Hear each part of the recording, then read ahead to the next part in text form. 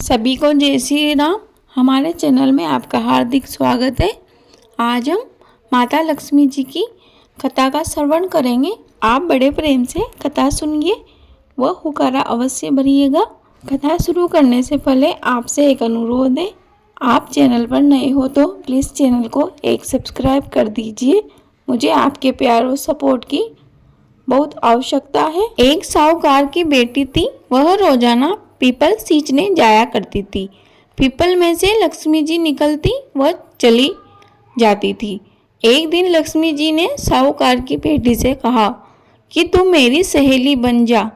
तब साहूकार की बेटी ने कहा कि मैं अपने पिताजी से पूछ आऊं, कल सहेली बन जाऊंगी। घर जाकर उसने अपने पिताजी से सारी बात कह सुनाई। तब पिताजी ने कहा, वह तो लक्ष्मी जी है और हमें क्या चाहिए, तू सहेली बन जा। दूसरे दिन साहूकार की बेटी पीपल सींचने गई और लक्ष्मी जी की सहेली बन गई। एक दिन लक्ष्मी जी ने साहूकार की बेटी को जीमने का न्योता दिया। तब साहूकार की बेटी लक्ष्मी जी के यहाँ जीमने गई तो लक्ष्मी जी ने उसको ओढ़ने के लिए शाल दुशाला दिया। सोने की चौकी पर बिठाकर सोने की थाली में अनेक प्रकार के भोजन कराए। तब साहूकार की बेटी खा पीकर अपने घर के लिए लौटने लगी। तब लक्ष्मी जी ने उसे पकड़ लिया और कहा, मैं तेरे घर झीमने आऊंगी। तब साहूकार की बेटी ने कहा कि आ जाना। साहूकार की बेटी घर आकर रूठ कर बैठ गई। साहूकार ने पूछा कि लक्ष्मी जी तो भोजन करने आएगी और तू उदास होकर बैठी है। तब साहूकार की बेटी ने कहा, पिताजी लक्ष्मी जी ने तो मुझे इतना दिया और बहुत सुंदर भोजन कराया और मैं उन्हें किस प्रकार खिलाऊंगी, हमारे घर में तो कुछ भी नहीं है। तब साहूकार ने कहा, जो अपने से बनेगा हम वही खातिर कर देंगे, परंतु तू अब यहाँ से उठ और गोबर मिट्टी से चौका देकर सफाई कर ले, चौमुख दीपक बना ले और लक्ष्मी जी का नाम लेकर बैठ जा। उसी समय एक चील किसी रानी का नौलखा हार उठाकर ले आई और उसे साहूकार की बेटी के पास गिरा गई। साहूकार की बेटी ने उस हार को सुनार के पास भेजकर उससे सोने की चौकी, साल दुसाला व अनेक प्रकार के भोजन की सामग्री ले आई और फिर भोजन की तैयारी कर ली। फिर क्या था, आगे आगे गणेश जी और लक्ष्मी जी साहूकार की बेटी के यहाँ गए। साहूकार ने बैठने के लिए कहा, परंतु लक्ष्मी जी व गणेश जी ने मना कर दिया और कहा, इस पर तो राजा रानी बैठते हैं।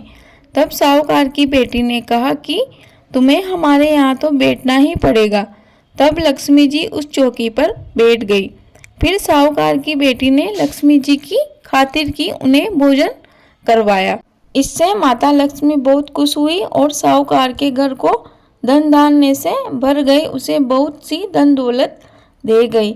हे लक्ष्मी माता, जैसा तुम उस साहूकार की बेटी की चौकी पर बैठी, वैसे हमारे घर हमारे चौकी पर भी बैठना और जैसा धन आपने साहूकार की बेटी को दिया वैसा सबको देना। बोलो लक्ष्मी मैया की जय। बोलो गजानन महाराज की जय। दोस्तों, मुझे उम्मीद है कि आपको कहानी अवश्य ही पसंद आई होगी, तो प्लीज़ जल्दी जल्दी वीडियो को लाइक कर दीजिए। दूसरी कहानी, गोवर्धन पूजा व अन्नकूट की कहानी। एक दिन भगवान कृष्ण ने देखा कि हमारे गांव में तरह तरह के पकवान बनाए जा रहे हैं, उनका क्या होगा। यह जानने के लिए उन्होंने नंद बाबा से पूछा, हे बाबा, इतना अन्न कूटकर ये सब पकवान क्यों बनाए जा रहे हैं। तब नंद बाबा बोला, हे कृष्ण, कल इंद्र की पूजा होगी। इंद्र मेघ वर्षा कर हमें अन्न देते हैं, गायों के लिए चारा देते हैं।